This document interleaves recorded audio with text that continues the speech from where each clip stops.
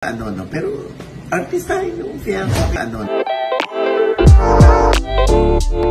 Pero, artista rin yung fiancé. Kaya, eto nga nilulunsod na yung parang JM Fiang. Ay, grabe nga ngayon. Napakadami. Milyon-milyon yung mga views. May post silang dalawa. Oo. Diba? So sa tingin mo na, mukhang ito na ba ang ating bagong abangang love team sa show business?